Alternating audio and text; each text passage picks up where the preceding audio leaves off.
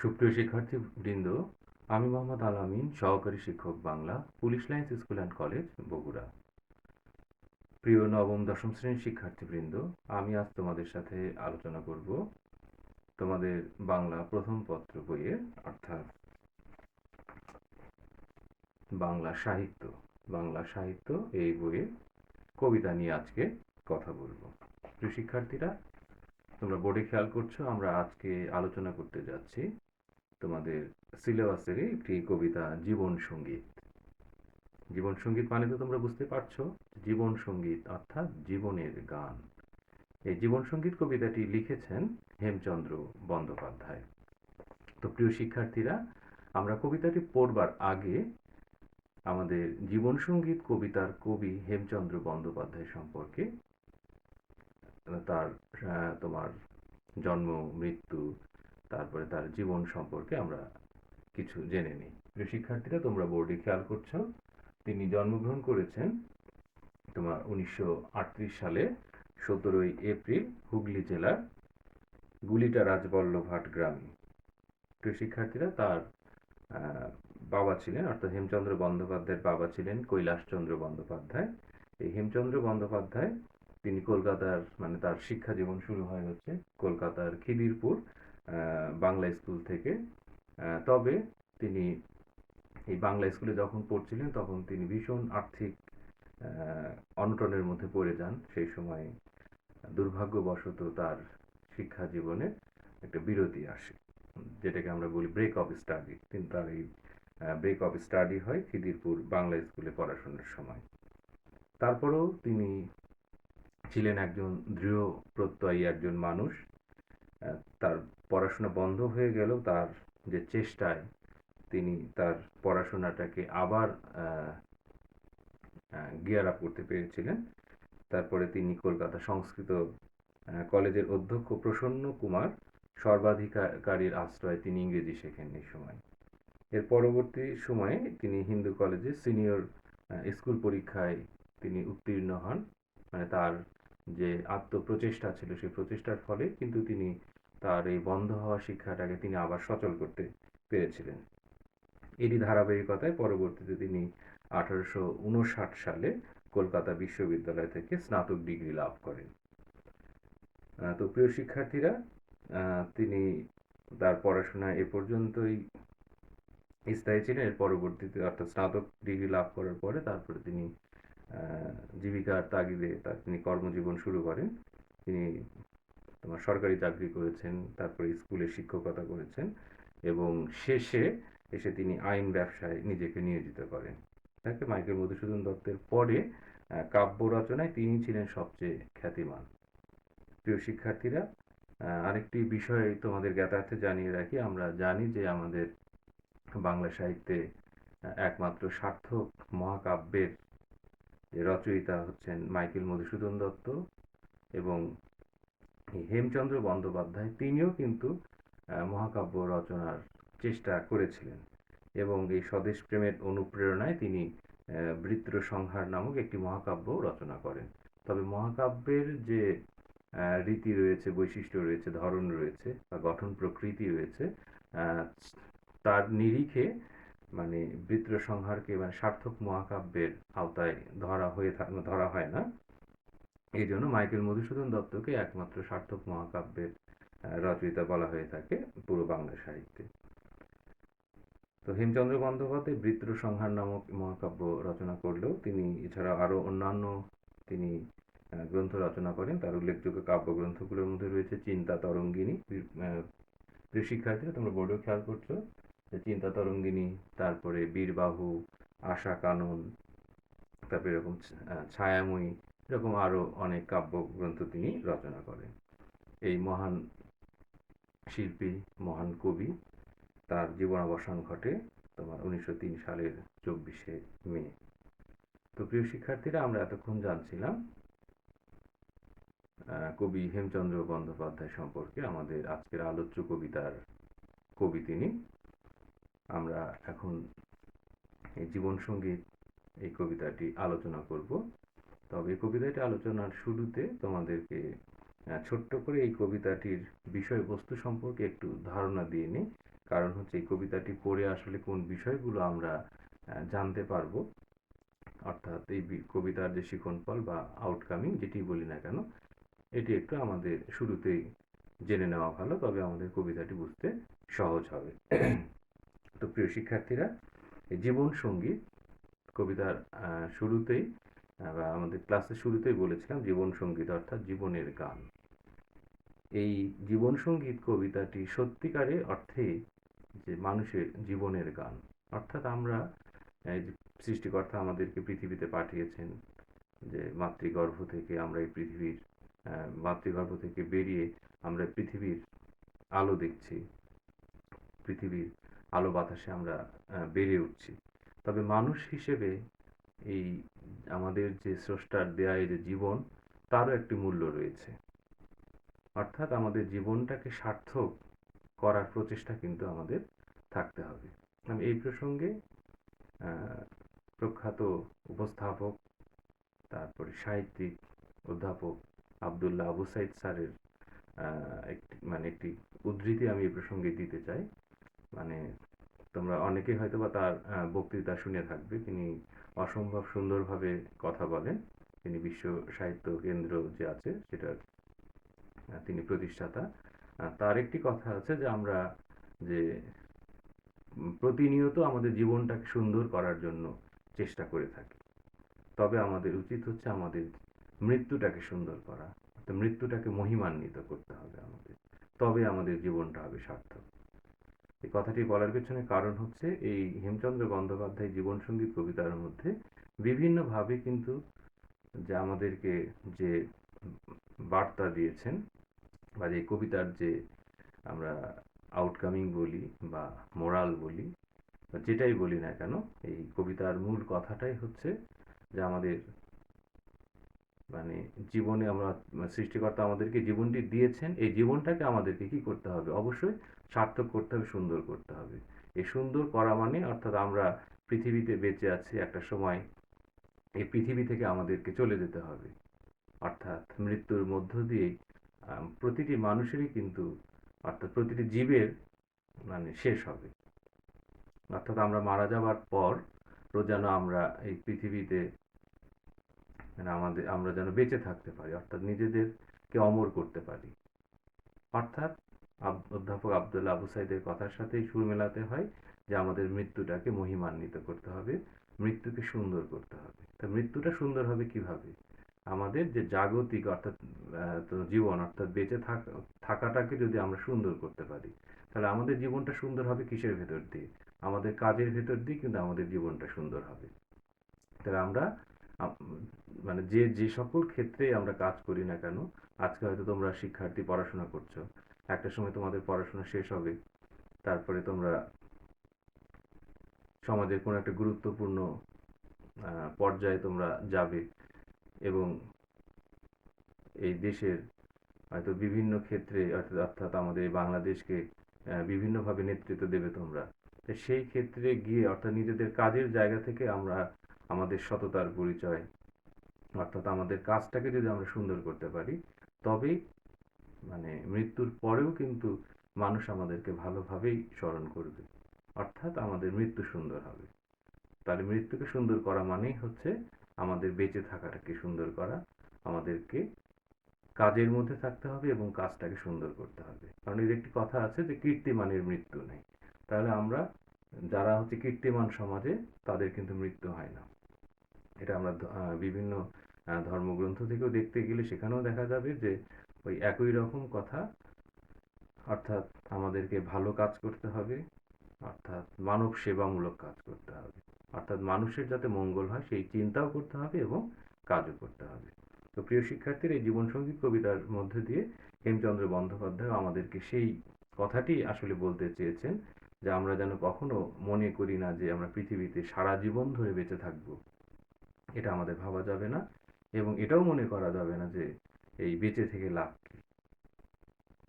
তাহলে আমাদেরকে আসলে করতে হবে কি, যে খারাপ থেকে লাভ কি, এই কথাটি আমাদের মুখ থেকে বের হওয়া উচিত। তাহলে খারাপ থেকে লাভ কি, তার মানে আমাদেরকে ভালো থাকতে হবে। তাহলে ভালোটা কি হতে হবে? সততার সাথে ভালো থাকতে হবে, সুন্দরের সাথে ভালো থাকতে হবে, অসুন্দরের সাথে কিন্তু আপোস করা যাবে না। অর্থাৎ জীবনটাকে আমাদের সুন্দর করতে গেলে আমাদেরকে সবসময় কর্মচঞ্চল থাকতে হবে, ভালো কর্ম করতে হবে এবং কখনো কারণ আমরা যখন জীবন তো আসলে একরৈখিকভাবে চলে না। কারণ যে নদীর স্রোত, সেই যে ধারা বইতে থাকে, সেও কিন্তু বাধাপ্রাপ্ত হয়। বাধাপ্রাপ্ত হয় মানে সে কিন্তু থেমে যায় না। সে কি করে? তার গতি পথটাকে পাল্টে নেয়। যখন হয়তো পথ পায় না তখন সে কি উছলে সেই প্রতিবন্ধকতার ওপর দিয়ে সে প্রতিবন্ধকতাকে সে ডিঙিয়ে কিন্তু সে তার লক্ষ্যে যেতে থাকে। কারণ নদীর লক্ষ্য তো সমুদ্র। কারণ সে সমুদ্রেই কিন্তু যে কোনোভাবেই হোক সে কিন্তু যাবেই সকল বাধার বিন্ধ্যাচল অতিক্রম করে। কাজে আমরা মানুষ হিসেবেও আমাদের ভেতরে সেই লক্ষ্যটা আমাদের থাকতে হবে যে আমরা মানে হেরে যাব না। আবার এমনও নয় যে মানে জয়ী হবার জন্য যে কোনো কাজ আমরা করব, সেটা কিন্তু করা যাবে না। সবকিছুই সততার ভেতর থেকে, সুন্দরের ভেতর থেকেই আমাদেরকে ভালো কাজ করতে হবে। এই কথাটা আমাদের স্মরণ রাখতে হবে। তো এই জীবন সঙ্গীত কবিতার ভেতর দিয়ে কবি হেমচন্দ্র বন্দ্যোপাধ্যায় আমাদেরকে সেই কথাটি বলতে চেয়েছেন, আমরা যেন জীবনটাকে সুন্দর করি, আমরা যেন স্তিমিত হয়ে না যাই এবং পৃথিবীতে বেঁচে থাকাটাকে সুন্দর করবার জন্য আমাদের জীবনে যে সকল প্রতিঘাত আসবে, তো সেগুলোকে আমাদেরকে কি করতে হবে? ওভারকাম করতে হবে। আমাদের স্থির হয়ে গেলে চলবে না, ভয় পেলে চলবে না। একজন যোদ্ধা যদি যুদ্ধ করতে গিয়ে সে যদি ভীত হয়ে পড়ে যে ভয় আমার বুকে এসে গুলি বিঁধবে, ঠিক আছে, তাহলে আমি যুদ্ধক্ষেত্র থেকে পালিয়ে যাই। বা একজন মানুষ, সে হয়তো সংসার ধর্ম করছে, বিয়ে করেছে, তারপরে তার স্ত্রী হয়েছে, সন্তান হয়েছে, হয়তো তার অভাব অনটন, ভালো একটা চাকরি পায়নি, তাহলে সে যদি মনে করে যে না আমি তো পারবো না, যে আমি আহ, নিজে ভালো থাকতে হবে, স্ত্রী সন্তান ফেলে রেখে দেশে হয়তো ছুটে পালালো যে নিজেকে ভালো থাকার, এটাও কিন্তু কাজ না। সংসারও কিন্তু একটা যুদ্ধক্ষেত্র। কাজে সেখান থেকেও পালিয়ে গেলে কিন্তু চলবে না। এই সংসার ধর্ম করে, যেহেতু বলে সংসার ধর্ম, তবে এটাও কিন্তু একটা ইবাদতের মধ্যে পড়ে। যদি আমরা ধর্মীয় দৃষ্টিকোণ থেকেও দেখতে যাই, সেখানে কিন্তু সংসার ধর্ম করাও কিন্তু একটা ইবাদত। অর্থাৎ এটাও একটা ভালো কাজ। কাজে সেই কাজটাকেও আমাদের কি করা যাবে না? অবহেলা করা যাবে না, অবজ্ঞা করা যাবে না। এই বিষয়গুলো আমাদের কিন্তু মাথায় রাখতে হবে। তো প্রিয় শিক্ষার্থীরা, চলো আমরা কথা আর না বাড়িয়ে এই কবিতার আলোচনায় চলে যাই যে হেমচন্দ্র বন্দ্যোপাধ্যায় আমাদেরকে আসলে কি বলতে চেয়েছেন। তোমরা একটু তোমাদের পাঠ্য বইটি খুলে নাও, তাহলে তোমাদের কবিতাটি বুঝতে সুবিধা হবে। আমরা আছি এখন হচ্ছে তোমাদের বাংলা সাহিত্য নবম দশম শ্রেণীর বইয়ের 201 পৃষ্ঠায়। জীবন সঙ্গীত কবিতাটি আমরা এখন পড়ব। দেখো কবিতায় কি বলছেন লেখক। বলছেন, দেখো, বলো না কাতর স্বরে, বৃথা জন্ম এ সংসারে, এ জীবন নিশার স্বপন। দারাপুত্র পরিবার তুমি কার, কে তোমার, বলে জীব করুণা ক্রন্দন। প্রিয় শিক্ষার্থী, দেখো কবি বলছেন এখানে, বলো না কাতর স্বরে, বৃথা জন্ম এ সংসারে, এ জীবন নিশার স্বপন। তার মানে যে জীবন কাতর স্বর, কাতর মানে তো বুঝছো যে আমরা খুবই দুঃখী দুঃখী একটা ভাব নিয়ে, যে স্বর মানে গলা থেকে স্বরই বের হচ্ছে না, হয়তো বলছে যে এই জন্মটা, অর্থাৎ এই সংসারে বা এই পৃথিবীতে আমার জন্মটা বৃথা। মানে এরকম হতাশাবাদী যারা মানুষ থাকেন, যে জীবনে হেরে গিয়ে গিয়ে একটা পর্যায়ে হয়তো এসে বলছেন যে এই পৃথিবীতে বেঁচে থেকে বা আমার লাভ কি, যে আমার জন্মটাই হচ্ছে বৃথা। আবার হয়তো বলছে এই জীবন নিশার স্বপন, মানে রাতের বেলা আমরা স্বপ্ন দেখছি আমাদের জীবনটা এরকম স্বপ্নের মতো। এরকমও যদি কেউ ভাবে, তো সেটাকে তিনি নিষেধ করছেন। শুরুতেই বলছেন বলো না কাতর স্বর, যে জীবনের ব্যাপারেও আমাদের কিন্তু দায়বদ্ধতা আছে, যে আমাদের এরকম করে কাতর স্বরে বলা যাবে না। তার মানে এটা হচ্ছে হেরে যাওয়া। তাহলে জীবনের কাছে হেরে গেলে চলবে না। যে কথাগুলো আমি আগে বলেছিলাম, ওই কথাগুলো একটু আমরা মেলানোর চেষ্টা করব কবিতার আলোচনার ভিতর দিয়ে। দারাপুত্র পরিবার তুমি কারকে তোমার, বলেছি করুণা ক্রন্দন। যে আমরা অনেক সময় মনে থাকি যে সন্তান, তারপর স্ত্রী, ঠিক আছে, এই কে কার। কারণ যে আজকে যদি ধরো আমি মরে যাই, তাহলে দেখা যাচ্ছে এই পৃথিবীর আদমশুমারির খাতা থেকে আমার নামটা কাটা পড়বে। হয়তো আমার স্ত্রী সন্তান, বাবা মা, আত্মীয় স্বজন 1 দিন 2 দিন 4 দিন 5 দিন 7 দিন এরকম কাঁদতে কাঁদতে একটা সময় কি ভুলে যাবে। কোনো কিছুই কিন্তু থেমে থাকবে না। এখন কথা হচ্ছে, এখন আমি যদি মনে করি যে আমি মরে গেলাম, তখন তো আমাকে একটা সময় ভুলে যাবে, আমার কথা কেউ ওইভাবে মনে রাখবে না। হয়তো বছর ঘুরে আসবে, তখন হয়তো মৃত্যুবার্ষিকী পালন করা হবে, প্রথমবার আড়ম্বরপূর্ণভাবে, তারপরে হালকাভাবে, এরকম করে করে একটা সময় মানুষ কিন্তু ভুলে যাবে। এখন যদি ভালো কাজ করে যেতে পারি, সেই ক্ষেত্রে হয়তো অন্য মানুষরা আমাকে মনে রাখবে। তাছাড়া কিন্তু হবে না। কাজের ভেতর দিয়ে আসলে বেঁচে থাকা সম্ভব। যে আমরা যদি ভালো কাজ করলেও বেঁচে থাকা সম্ভব, খারাপ কাজ করলেও কিন্তু বেঁচে থাকা সম্ভব। ভালো কাজ করলে মানুষ কি করবে? যে আমাকে হয়তো ভালোভাবে স্মরণ করবে। আর যদি খারাপ কাজ করে যায়, মানুষ প্রতি মুহূর্তে কিন্তু গালি দেবে যে এই বেটা খুব খারাপ ছিল, ঠিক আছে, এই মানুষটা আমাকে খুব জ্বালিয়েছে, ঠিক আছে, এই শয়তান মরে গেছে, বিদায় হয়েছে, বেঁচে গেছে, এরকম করে হয়তো তুচ্ছ তাচ্ছিল্য খারাপভাবে হয়তো বা আমাকে স্মরণ করবে। ঠিক আছে। এখন ঘটনা হচ্ছে যে মরে যাওয়ার পর যদি সবকিছু থেমে যায়, এরকমই যদি কোনো মানুষ ভাবে যে এই স্ত্রী, সন্তান, পুত্র, কে এগুলো, ঠিক আছে, কার জন্য কি করব, তাহলে ওই যে আমাদের প্রবাদ আছে, চাচা আপন জান বাঁচা, নিজে বাঁচলে মানে বাপের নাম, এরকম নানান ধরনের প্রবাদ কিন্তু আছে, যে স্বার্থপর প্রবাদ এগুলো, যে নিজেকে কেন্দ্র করে। ঠিক আছে। এইভাবে আবার কেউ মনে করে যদি আবার কোনো মানুষ বলে জীব করো না ক্রন্দ, এইসব বলে আবার কান্নাকাটিও করা যাবে না, স্থির হয়ে যাওয়া যাবে না। কবি দেখো পরে বলছে আবার, মানব জনম সার এমন পাবে না আর, বাহ্য দৃশ্যে ভুলো না রে মন, কর যত্ন হবে জয়, জীবাত্মা অনিত্য নয়, ওহে জীব করো আকিঞ্চন। মানে কবি এখানে বলছে দেখো, যে মানব জনম সার এমন পাবে না। তাহলে আমরা যে এই মানুষ হিসেবে জন্মগ্রহণ করেছি, এটা হচ্ছে অনেক বড় ব্যাপার। সৃষ্টিকর্তা তো আমাকে একটি পাখি হিসেবে পৃথিবীতে পাঠাতে পারত, তাছাড়া একটা নিকৃষ্ট প্রাণী হিসেবে পৃথিবীতে পাঠাতে পারত। তো সেটা না পাঠিয়ে তিনি মানুষ হিসেবে আমাদেরকে পৃথিবীতে পাঠিয়েছেন। তো এটার কি একটা মূল্য আছে, মানব জনম সার, অর্থাৎ মানব জনম একটা কি গুরুত্বপূর্ণ ব্যাপার, এমন পাবে না। এই জীবন যদি শেষ হয়ে যায় আর কিন্তু পাওয়া যাবে না, যে আমরা মৃত্যুর পরে পৃথিবীর জন্য কোনো কিছু করতে পারবো না, মানুষের জন্য কোনো কিছু করতে পারবো না। মৃত্যু হলো তার মানে কি আমার কাজ করার ক্ষমতা শেষ হয়ে গেল। ঠিক আছে। তো বাহ্য দৃশ্যে ভুলো না রে মন। এখন বাইরের অনেক কিছু দেখে আমরা অনেক সময় কি করি, হা হুতাশ করি, যে এই আমার এক বন্ধু, সে কোটি কোটি টাকার সম্পত্তির মালিক, ঠিক আছে, আমার এক ভাই, সে হয়তো অনেক ভালো আছে, ঠিক আছে, যে আমাদের, দুঃখিত, যে অন্য অনেককে দেখে হয়তো বা আমরা কি হয়ে যাই, হয়তো অনেক সময় আফসোস করি, ঠিক আছে, আমার কেন এরকম হলো না। কাজেই আমরা যদি অন্যের মানে ভালো দেখে যদি আমরা ঈর্ষান্বিত হই, তখন কি হবে, নিজে কিন্তু সুখ পাওয়া মানে সুখ মানে মানুষ কিন্তু খুঁজে পাবে না। ঠিক আছে, এরকম হলে মন খারাপ হবে। অন্যের ভালো দেখে নিজেকে কি করতে হবে, খুশি হতে হবে। অন্যের খারাপটা দেখে দুঃখ পেতে হবে। এখন আমরা সব সময় মনে করি যে অনেক আমার দরকার, চাই চাই চাই, এই শব্দগুলো আমাদের চারপাশ ঘিরে থাকে। কারণ অনেক মানুষই দেখবে কোটি কোটি টাকার সম্পত্তির মালিক, অথচ দেখা যাচ্ছে তার কিন্তু চাওয়ার শেষ নেই, সে কিন্তু আরো চাচ্ছে আরো চাচ্ছে।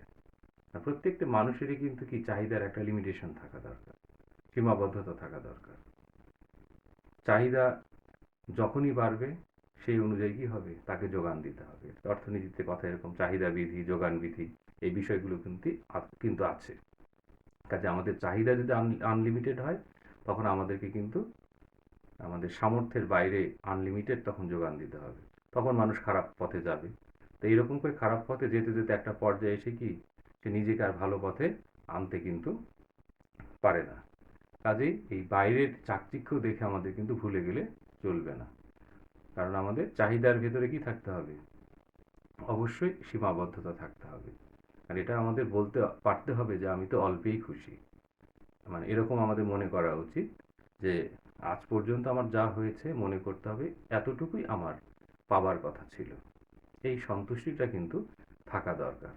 সন্তুষ্টি যদি না হয়, না থাকে, ঠিক আছে, সে মানুষ কোনোদিনই কোনোভাবেই কিন্তু সুখী হতে পারবে না। এই জন্য লেখক বলছেন যে করো যত্ন হবে জয়, জীবাত্মা অনিত্য নয়, ওহে জীব করো অকিঞ্চন। কারণ আমাদেরকে কি করতে হবে, যত্ন করতে হবে, তাহলেই আমাদের জয় আসবে। আর এটাও ভাবা যাবে না যে আমি সারা জীবন এই পৃথিবীতে বেঁচে থাকবো। তা আমি বেঁচে থাকবো কিভাবে? আমার কর্ম দিয়ে বেঁচে থাকবো। এখন মানুষ এই সম্পদের পাহাড় গড়তে থাকে, সম্পদের লোভে পড়ে যায়, মোহে পড়ে যায়। এর ফলে কি হয়? সে কিন্তু এই লোভ এবং মোহ থেকে কিন্তু বের হয়ে আসতে পারে না।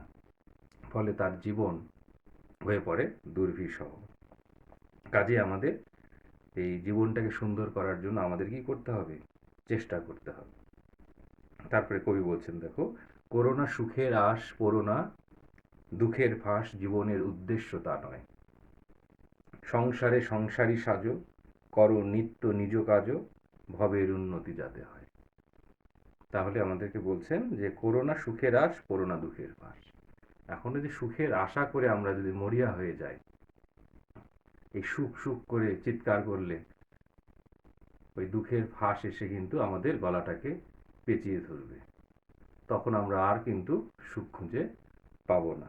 এই জন্য লেখক বলছেন যে সুখ সুখ করে অস্থির হওয়া যাবে না। তাহলে কিন্তু সেই গলায় এই সুখের আশা করা এবং দুঃখের ফাঁস পড়া কিন্তু একই ব্যাপার। কবি বলছেন জীবনের উদ্দেশ্য তা নয়। ঠিক আছে, আমাদের সৃষ্টিকর্তা পৃথিবীতে পাঠিয়েছেন যে পৃথিবীতে ভালো কাজ করার জন্য, মানুষের জন্য কাজ করার জন্য। কিন্তু নিজের জীবন নিয়ে যদি আমরা ব্যতিব্যস্ত হয়ে যাই, তবে এই জীবনটা কিন্তু মূল্যহীন হয়ে যাবে। কবি বলছেন জীবনের উদ্দেশ্য তা নয়। তাহলে আমাদের কি করতে হবে? সংসারে সংসারী সাজ, মানে সেখানে অর্থাৎ আমরা যখন সংসার ধর্ম করব সেখানে অবশ্যই পুরোপুরি 100% সংসারী থাকতে হবে এবং আমাদের নিত্য নৈমিত্তিক যে কাজ রয়েছে সেই কাজগুলো কিন্তু করতে হবে। তাহলেই কি হবে? পৃথিবীর উন্নতি হবে। এবং পৃথিবীর উন্নতি যাতে হয় সেটাকে মাথায় রেখে সংসার ধর্ম করতে হবে এবং মানবিক যে কাজকর্মগুলো রয়েছে সেগুলোও করতে হবে। তারপরে বলছেন দেখো, দিন যায় ক্ষণ যায় সময় কাহারও নয়, বেগে ধায় নাহি রহে স্থির, সহায় সম্পদ বল সকলই ঘুচায় কাল, আয়ু যেন শৈবালের নীর। বলছেন যে দিন যায় ক্ষণ যায়, কারণ সময় তো চলে যাচ্ছে। বলছেন আবার সময় কাহারও নয়। সময় তো কারো নয়, এটা আমরা জানি। সময় তার নিজস্ব গতিতেই কিন্তু সামনে এগিয়ে যায়। বলছেন বেগে ধাই নাহি রহে স্থির। সময় কখনো স্থির কিন্তু থাকবে না। আমরা তো একটা কথা জানি যে সময় এবং নদীর স্রোত কারো জন্য অপেক্ষা করে না। ঠিক আছে, সে কিন্তু তার গতিতেই কিন্তু বহমান থাকে। এখন বলছেন সহায় সম্পদ বলো সকলই ঘুচায় কাল, আয়ু যেন শৈবালেন। আমাদের যে আয়ু, এই যে এখন কথা বলছি, কথা বলতে বলতে নিঃশেষ হয়ে যেতে পারি। তোমরা ইউটিউবে একটা ভিডিও দেখে থাকতে পারো, একজন ডিসি তিনি অফিস করতে করতে দেখা যাচ্ছে হঠাৎ করে অফিসের মধ্যে পড়ে মারা গেছেন। এরকম ভিডিও আমরা কিন্তু দেখেছি। মানুষের জীবন দেখো, তিনি কি নিজে জানতেন যে আমি এভাবে মারা পড়বো? এই যে তোমাদের সাথে আমি ক্লাস নিচ্ছি, কথা বলছি, এই ভিডিও করতে করতে হয়তো আমিও নিঃশেষ হয়ে যেতে পারি। এই নিশ্চয়তা তো আসলে কেউ দিতে পারবে না।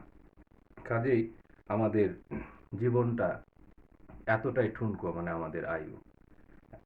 এখন এই ঠুনকো আয়ু নিয়ে আমাদের যে অস্থিরতা, যে সম্পদের পাহাড় গড়তে হবে, এই বাড়ি আমার, এই গাড়ি আমার, এই রাস্তা আমার, তারপরে আমার ব্যাংকে এত এত টাকা, আমার সিগনেচারের এত মূল্য, আজকে মরে গেলে কালকে আমার সিগনেচার আর কেউ নিতে আসবে না।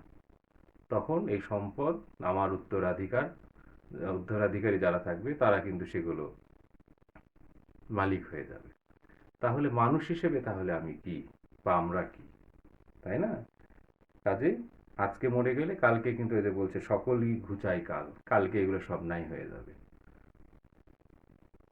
আয়ু যেন শৈবালের নিট, কারণ আমাদের তো আয়ুটা কি, যেটা বললাম পদ্ম পাতায় যে জল থাকে সে জলের মতো, যে হাওয়ায় দোলা পাচ্ছে, একবার এদিক যায় একবার ওদিক যায়, এরকম গড়াগড়ি করতে করতে একটা সময় গড়িয়ে পড়ে।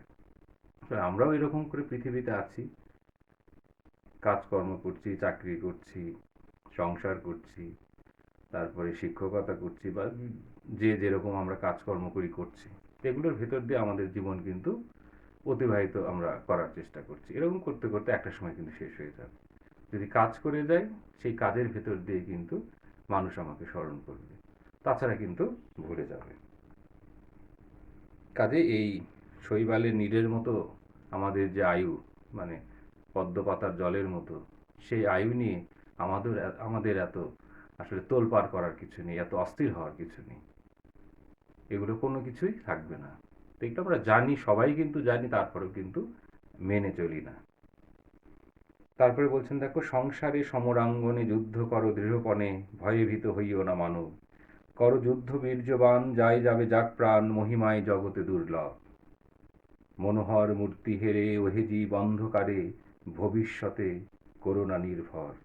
অতীত সুখের দিন পুনঃ আর ডেকে এনে, চিন্তা করে হইও না কাতর। তাহলে এই যে কবি বলছেন যে আমরা মানুষ হিসেবে আমাদের ভেতরে যে শক্তিমত্তা আছে, আমাদের যে সক্ষমতা আছে, সেগুলোকে কি করতে হবে? কাজে লাগাতে হবে। সেটা সংসার হোক বা সমরাঙ্গন হোক, অর্থাৎ যুদ্ধক্ষেত্র হোক। প্রত্যেক, কারণ সংসার ধর্ম করা এখানেও কিন্তু একটা সংসারের সাথে একটা যুদ্ধ কিন্তু। কারণ সব সময় কিন্তু ওই সরল রৈখিকভাবে বা এক রৈখিকভাবে কিন্তু জীবন চলে না। আগেও বলেছিলাম যে আমাদের জীবনে ঘাত প্রতিঘাত থাকবে, আমাদের জীবনে সুখ থাকবে, আমাদের জীবনে দুঃখ থাকবে। ঠিক আছে, একটা কবিতা পড়েছিলাম, সেই কবিতাটা তোমাদের সাথে শেয়ার করি, যে সুখ এবং দুঃখের বিষয়ে, যে আমার সুখগুলো ভাড়া করে আনা, তবে দুঃখগুলো নিজের। মানে এটার, এই কবিতাটার মেসেজটা হচ্ছে যে আমরা ভাড়া বাড়িতে থাকি, আজ আছি কালকে নেই, নিজের বাড়ির মতো করেই থাকি। এই সুখটা অনেকটা ভাড়া বাড়ির মতো, আর দুঃখগুলো হচ্ছে নিজস্ব। এটাই কিন্তু বহন করে বেড়ায়। আজকে এ বাড়ি থেকে আর কালকে আরেকটা বাড়িতে যাবে, হয়তো টিন শেড বাড়ি থেকে ফ্ল্যাট বাড়িতে যাবে, বা বস্তির ঘরে যাবে, কিন্তু দুঃখ কিন্তু বয়ে বেড়াবে। কিন্তু সুখ এরকম ঠুনকো ক্ষণিকের। কাজেই আমাদের সংসার জীবন হোক বা যুদ্ধক্ষেত্র হোক, প্রত্যেকটা জায়গায় যুদ্ধ করতে দৃঢ়পণে, যেখানে আমাদের কাতর হলে চলবে না এবং ভয় পেলে চলবে না। বলছেন কবি, ভয়ে ভীত হইও না মানব। মানুষ হিসেবে আমাদের ভয় পাওয়া যাবে না। আমাদের কি করতে হবে? এই শক্তিশালী মানুষের মতো দৃঢ়পণে আমাদেরকে যুদ্ধ করতে হবে। আর যুদ্ধক্ষেত্রে যদি একজন যোদ্ধা মনে করে যে একটা গুলি এসে আমার বুক বিদ্ধ করবে, করে আমি মারা পড়বো, তাহলে কি হবে? ঠিক আছে, তাহলে যুদ্ধক্ষেত্র থেকে আমরা পালিয়ে যাই। এরকম করলে তো আসলে যুদ্ধ করা যাবে না। একজন খেলোয়াড় মাঠে খেলছে, সে যদি মনে করে যে ফুটবল খেলছে, মনে করো যে বল এসে যদি আমার জোরে যদি এসে আমার বুকে লাগে, পিঠে লাগে, পায়ে লাগলে পা ভেঙে দেবে, বুকে লাগলে হয়তো আমি মারা পড়বো কোনো না কোনোভাবে, তাহলে দেখা যাচ্ছে বলের পেছনে পেছনে সে দৌড়াচ্ছে, বলের সামনে যাচ্ছে না। তাহলে কি আর সেটা খেলা হবে? কখনো কিন্তু সেটা খেলা হবে না। কাজেই আমরা যদি ভয় পাই, খেলতে গিয়ে ভয় পাই, ঠিক আছে, তাহলে হবে না। সংসার করতে গিয়ে সেখানে যদি ভয় পাই, যুদ্ধ করতে গিয়ে সেখানে গিয়ে যদি আমরা ভয় পাই, তাহলে কোনো কিছুই কিন্তু হবে না। জীবনটা কিন্তু তখন তুচ্ছ হয়ে যাবে। সেই ভীরুতা দিয়ে কিন্তু আসলে কোনো কিছু জয় করা যাবে না। কাজে আমাদের সেই মহৎ কর্ম করতে হবে, কারণ এই মহিমাই হচ্ছে জগতে দুর্লভ। আর আমাদের কি করতে হবে? এখন যদি আমরা ভবিষ্যতের ওপর আবার জীবনকে ছেড়ে দিয়ে রাখি, যা হবে হোক, ঠিক আছে, ওই তোমার ভবিষ্যতে কি হবে সেটা তাকে খণ্ডাতে পারবে না। কাজে ভবিষ্যতের সব কিছু ছেড়ে দিয়ে রাখি। তাহলে এই ভবিষ্যতের ওপর ছেড়ে দিয়ে রাখলে হবে না। আমরা বারবার হয়তো সারা জীবন, অনেক মানুষই দেখবে এরকম, শুধুমাত্র পরিকল্পনা করে যাচ্ছে জীবনের নানান কিছু নিয়ে। তো পরিকল্পনা করতে থাকবে, পরিকল্পনার পরি আকাশে উড়ে যাবে আর কল্পনা করে থাকবে। এইরকম পরিকল্পনা করে কিন্তু লাভ নেই। কাজে আমাদের কি করতে হবে? এই ভবিষ্যতের ওপর এভাবে নির্ভর করে থাকা যাবে না। আবার অনেক মানুষ আছে যে অতীতচারী, যে অতীতে আমাদের খুব সুন্দর জীবন ছিল। একটা গান তোমরা শুনেছো নিশ্চয়ই, শাহ আব্দুল করিমের, যে আগে কি সুন্দর দিন কাটাইতাম। আগে সুন্দর দিন কাটাইতাম আর এখন কি দিন হয়ে গেছে খারাপ। তা এরকম করে যদি ওই অতীত সুখের দিন এটাকে বারবার করে ডেকে আনি, তাহলে আমার কি হয়ে যাবে? বর্তমানটা সুখ থেকে অসুখে পরিণত হয়ে যাবে, অর্থাৎ দুঃখ ঘিরে ধরবে। কাজেই তখন আমাদের জীবনে বেঁচে থাকার স্বাদ, স্বপ্ন, এগুলো কিন্তু নষ্ট হয়ে যাবে। তারপর দেখো বলছেন কবি, মহাজ্ঞানী মহাজন যে পথে করে গমন, হয়েছেন প্রাতঃস্মরণীয়, সেই পথ লক্ষ্য করে স্বীয় কীর্তি ধ্বজা ধরে আমরাও হব বরণীয়। সমর সাগর তীরে পদাঙ্ক অঙ্কিত করে আমরাও হব হে অমর, সেই চিহ্ন লক্ষ্য করে অন্য কোনো জনপরে যশোদ্ধারে আসিবে সত্তর। করুণা মানবগণ বৃথা ক্ষয়ে জীবন, সংসার সমরাঙ্গন মাঝে সংকল্প করেছ যাহা, সাধন করহ তাহা রত হয়ে নিজ নিজ কাজে। প্রিয় শিক্ষার্থী, তোমরা বুঝতে পারছো যে আমাদের সমাজে, পৃথিবীতে অনেক মহামানবরা জন্মেছেন, এখনো অনেক মনীষী জ্ঞানীগুণী মানুষরা আছেন। তারা দেখা যাচ্ছে মানুষের কল্যাণে নিজেদেরকে নিয়োজিত করে রেখেছেন। কাজে আমরাও মানুষ হিসেবে আমাদের প্রত্যেককেই সেই প্রাতঃস্মরণীয় ব্যক্তিদেরকে আমাদের কিন্তু স্মরণ করতে হবে। আমরাও যদি তাদেরকে লক্ষ্য করে কাজ করি, তাহলে আমরাও কিন্তু একটা সময় অন্যের জন্য স্মরণীয় হয়ে থাকব, অন্যের লক্ষ্যের মানুষে কিন্তু পরিণত হব। কাজেই আমাদেরকে সেই দিকে লক্ষ্য ঠিক রেখে আমাদের কাজ করতে হবে। তাহলে আমরা যদি কোনো ভালো কিছু করে যাই, যেখানে কবি বলছেন যে সমর সাগর তীরে পদাঙ্ক অঙ্কিত করে আমরাও হব হে অমর, সেই চিহ্ন লক্ষ্য করে অন্য কোনো জনপরে যশোদ্ধারে আসিবে সত্য। অর্থাৎ যশোদ্ধার, অর্থাৎ যশ মানে হচ্ছে খ্যাতি, মানে খ্যাতি উদ্ধার। অর্থাৎ আমি যদি কাজের ভেতর দিয়ে খ্যাতিমান হতে পারি, আমরা যদি আমাদের কর্মটাকে সুন্দর করতে পারি, মানবিক করতে পারি, মানুষের জন্য মঙ্গলজনক কোনো কাজ করতে পারি, তখন সেই সূত্র ধরে কিন্তু পরবর্তী প্রজন্ম কিন্তু সেই সন্ধান করে করে আমাদেরকে আবিষ্কার করবে। এবং আমরা যাদেরকে স্মরণীয় ভেবেছিলাম, স্মরণীয় ভেবে কাজ করেছি, আমরাও কিন্তু অন্যের কাছে স্মরণীয় মানুষে কিন্তু পরিণত হতে পারবো। কাজেই করুণা মানব, বলছেন কবি, যে করুণা মানবগণ বৃথা ক্ষয় এ জীবন সংসার সমরঙ্গন মাঝে। কাজে আমরা যদি এই জীবনটাকে তুচ্ছ হেয় মনে করি, যদি এই জীবনটাকে ধ্বংস করে দেই, ঠিক আছে, তাহলে জীবনের কোনো মূল্য থাকবে না। কাজে আমরা জীবনটাকে নিয়ে যে সংকল্প করেছি, অর্থাৎ প্রতিজ্ঞা করেছি, সেটাকেই সার্থক করার জন্য আমাদের প্রতিটা ক্ষেত্রে আমাদেরকে পদক্ষেপ নিতে হবে এবং সেই কর্ম সম্পাদনের জন্য আমাদের অবিরাম চেষ্টা করে যেতে হবে। তবেই জীবনে সার্থকতা আসবে। অর্থাৎ জীবনটা হবে কি সঙ্গীতময়। আর সঙ্গীত মানে জানি ভালো, অর্থাৎ আমাদের জীবনেরও কি আছে, সুর আছে, জীবনেরও লয় আছে, জীবনেরও গতি আছে। অর্থাৎ জীবনটা একটা সঙ্গীতের মতনই। লেখক ওই জন্য বলেছেন জীবন সঙ্গীত। অর্থাৎ আমাদের জীবনটা গীতিময় করতে গেলে সব কিছুকে ওভারকাম করার কিন্তু চেষ্টা করতে হবে, সেটি অবশ্যই সততার সাথে, সুন্দরের সাথে। তো প্রিয় শিক্ষার্থীরা, আজকের এই ক্লাস এখানেই শেষ করতে যাচ্ছি। তোমরা সকলে ভালো থাকো, সুন্দর থাকো এবং নিরাপদে থাকো। প্রয়োজন ছাড়া অবশ্যই বাড়ির বাইরে বের হবে না। যদি বের হতেই হয়, তবে অবশ্যই মাস্ক পরিধান করবে। তো আজকের ক্লাস এখানেই শেষ করছি। ধন্যবাদ সবাইকে।